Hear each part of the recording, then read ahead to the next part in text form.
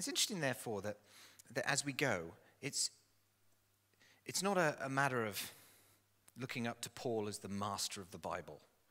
Although, man, to write Romans is quite an achievement. It's not to look up at Paul and think he's the holy man. It's not to look up at Paul and think, here is the anointed man of God, the man of faith and power for the hour. Or anything like that, the T.D. Jakes of his day, or whatever your flavor is. It's not to look at him like that. It's to look at him like a servant. And it raises all sorts of questions. One of the questions in my mind raised is how do I look at my own service for God in comparison to that? Should I see my work within the church and my work within a body of believers and then my work within the schools and the work as in some way, shape or form a kind of a development track of ministry? I've been interviewed by different ministers and all those kind of things, and they want to know about my career development plan. Everybody has a career development plan these days. It's all the vogue, isn't it? You go into, a shopping centre and you get a job at Tesco's or something like that, and they want to know your career development plan, where you're going, boop, boop, boop, boop. And, one day my career development plan is the person that's not doing the boop, but the person that's sitting at, customer services and actually taking the people that have had it messed up, and I can deal with that problem for you. And then maybe my career development plan is at one point to actually not be on the floor at all, but part of the offices, and woohoo, high and mighty, we are on our way up. And then maybe to run our own store and then run the whole of the UK and, get a big wage check and everything else. And so, but look at Paul's calling. Look at what Paul's achievement plan is. His plan is to be trustworthy with what God gives him. That's his plan, right? His whole purpose, his whole kind of number one achievement in my world would be to do the best I have with what God gives me. And it's interesting that is the introduction Paul kind of brings us out of this letter and out of all of his letters. You see, it's not us that are the teachers, the writers, the intelligent, the bold, the pure.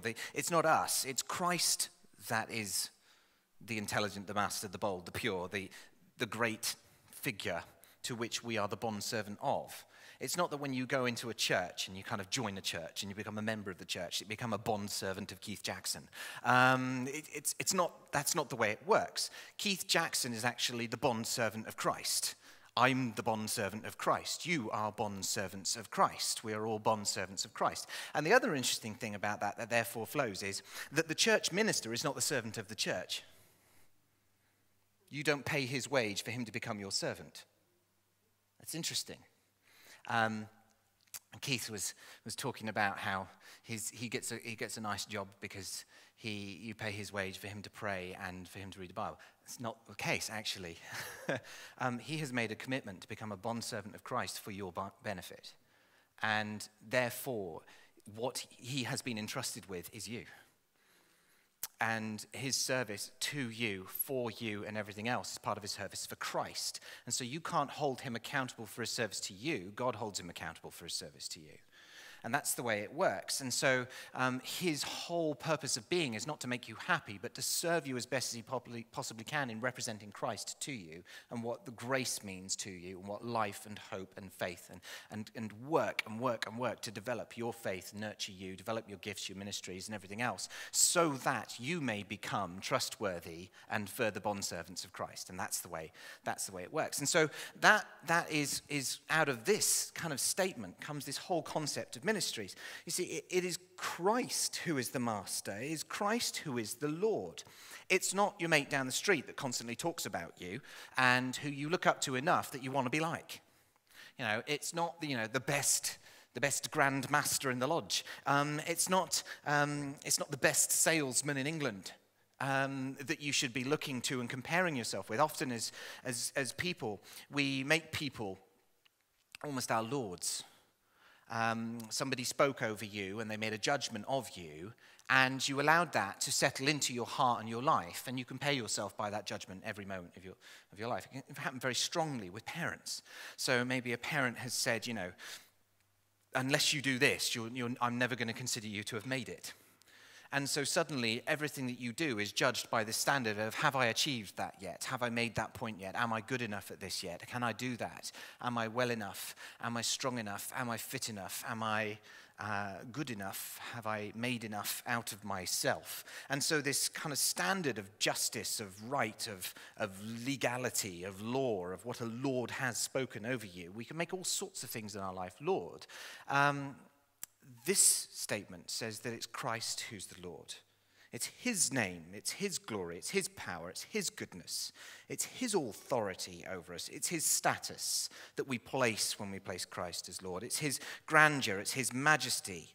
He's incomparable with any of the others. We place him as Lord of our life. He's incorruptible. We place him as the standard of purity. He is incomprehensible. We place him as the standard of that which gives us wisdom which we cannot often understand, but we trust.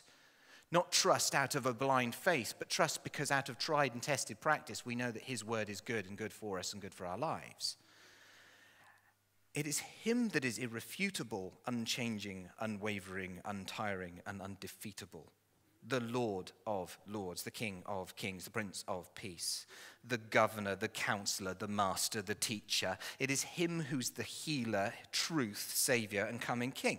And so Jesus becomes what is known as the focal point. Right at the beginning of all of Paul's letters, he places Christ as the focal point by which he is the bondservant of. He is the main man in Paul's world. He says, I'm not the main man, he's the main man. I'm not the savior, he's the savior. I'm not your healer, he's the healer. I'm not the bearer of truth, he's the bearer of truth.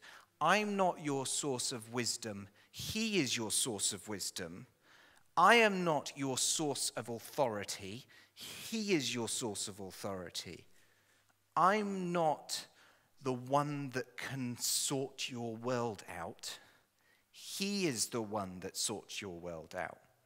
And so he is aligning his audience with Christ. He's basically setting the scene a bit like this. Planet Earth orbits around the sun. Right? Even the moon orbits around the sun, although it orbits around Earth at the same time.